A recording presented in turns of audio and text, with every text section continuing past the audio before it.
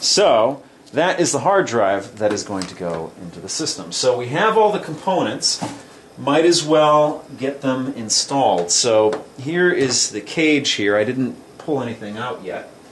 And I think there's 6 screws I'm going to have to remove. So let me do that now.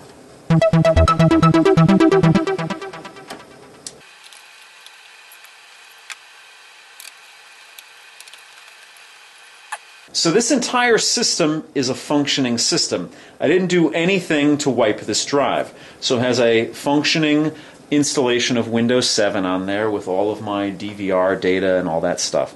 The only thing I did do is I pulled the shows that I had off of there. There's about 500 gigs, strangely enough. I record a lot of TV, but as it turns out, I don't watch a lot of TV, so it ends up building up on there. But there was about 500 gigs of data on there. I did offload that onto an external hard drive so I can put it on the new system here. But everything is, functioning on here. Just in case I run into any problems, I can always go back to my old build here. So let's pull this out of here. But if all goes well, which it should, I will be putting this hard drive in a new system. But up until that point, I won't. And as you can see, this is a Western Digital green, and it's a 1 terabyte. So let me put that to the side. And let's get the screws out for the DVD drive.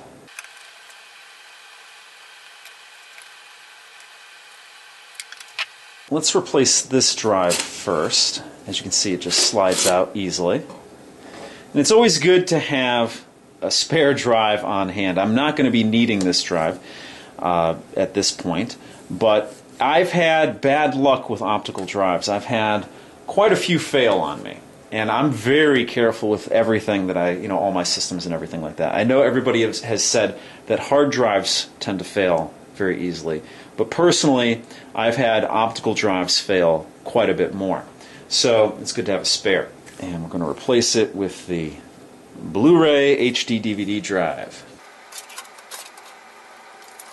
Just slide it in. And the only thing I do need to do is match up the screw holes here.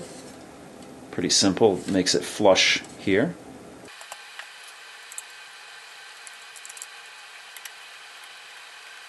Tighten it down as always. Tighten it down not too tight. We're going to be stripping any screw holes or anything like that, but snug so that it's not going to go anywhere. So there we go. Blu-ray drive installed. Just one more drive to go. Now, I could tear this open, but I'm going to cut it. And out comes the very, very pricey hard drive. So let's slide that in. And just match up the 4 screw holes on the bottom.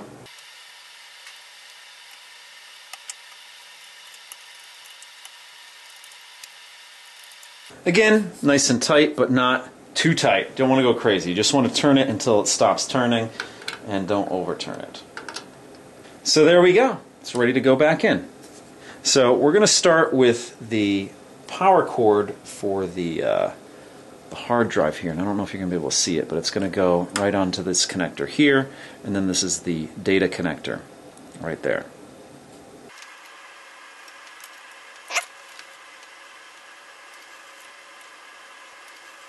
And then of course the DVD drive, or Blu-ray drive. Get the power connected there. And a SATA cord, if you're not familiar, a SATA cord will only go in one way. It's sort of L-shaped. So just got to match that up. Alright, and let's situate this back in here. Okay, so we've hit a snag here. And the snag is that the Blu-ray drive is too big for the system here. So I'm going to have to forego the Blu-ray drive and go back to the DVD drive. Now if you can see here, I should have measured this out before, because I'm dealing, in a normal system, in a normal build that I would do, this is not even an issue. But in a small, PC, pre-built PC like this, space is a premium. So as you can see here, this is the old drive. and you're looking at probably about a 1/2 inch larger for the Blu-ray drive. But that 1/2 inch is not going to allow it to fit in here, because what it's going to do, it's going to interfere with the heat sink and fan on the CPU. So not good, no bueno. I'm going to have to remove this and put the old drive in. Again, just for comparison purposes, that small edge there is going to make it not work. Not to fear though, it's not going to go to waste. I have several other systems, 2 other systems I could potentially put it in. Haven't figured out what I'm going to do with it yet, but let's put that to the side. Everything's seated properly. Now I can put the 2 screws back on the top here.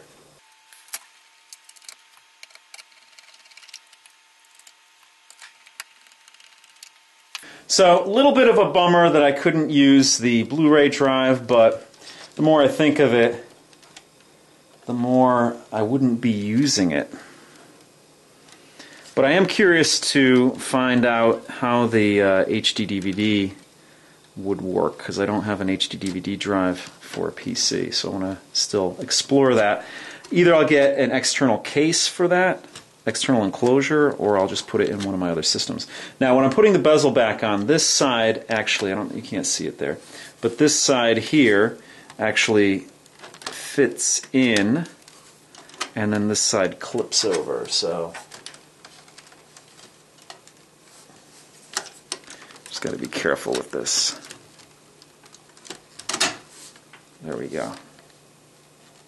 So everything's looking really good, looking very clean, and I'm anxious to get Windows 8 on this thing. So let's button this thing up here. So the only thing I need to do is put the 2 screws back in here.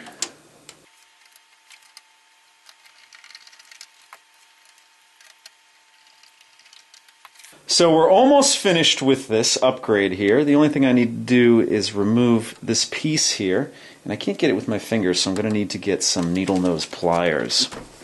Not quite needle nose, but close enough. And let's see if we can get this undone here.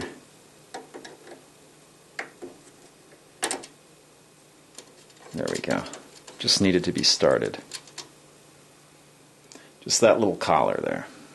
Now I could probably glue it, but I don't know, I kind of like the longer antenna, especially since I'm using this as a media server in my house, so it's just going to help out the situation. Hopefully it'll work. There we go.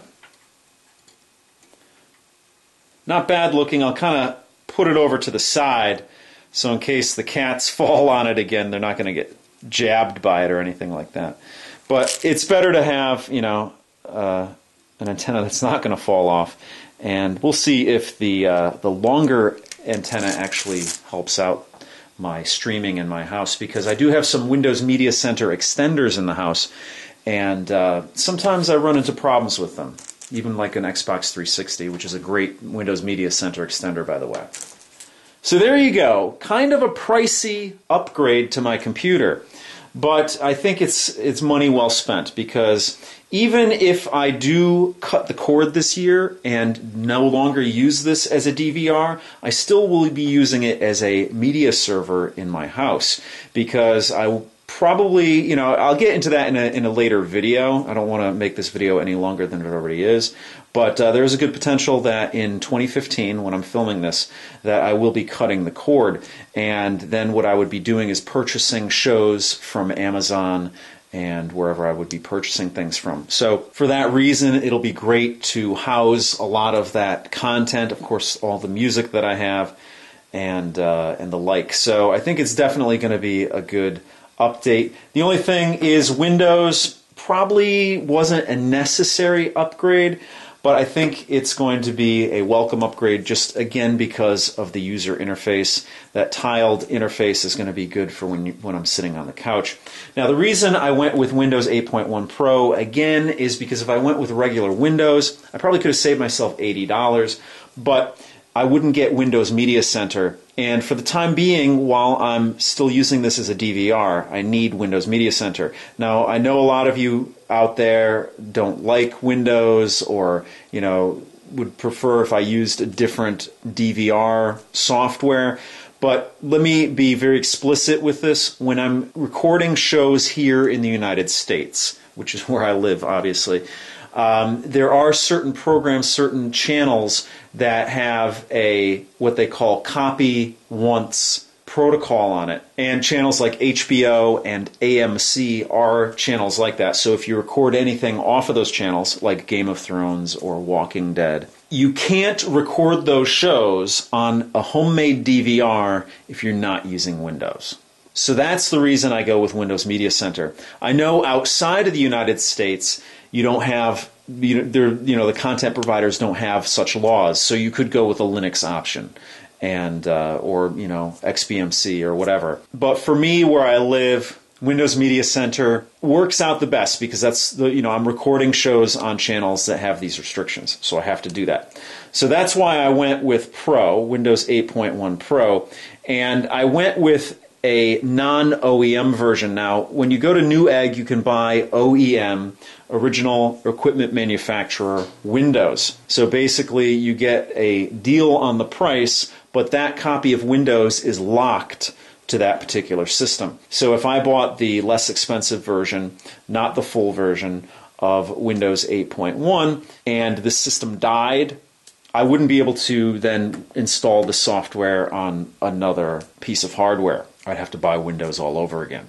So I thought, well, for the extra money, I think it was about $80 more, or at least $60 more, it gives me the peace of mind that if anything happens with this system, I don't lose the copy of Windows that I spent, $189 on. I can put it on another system if I want to.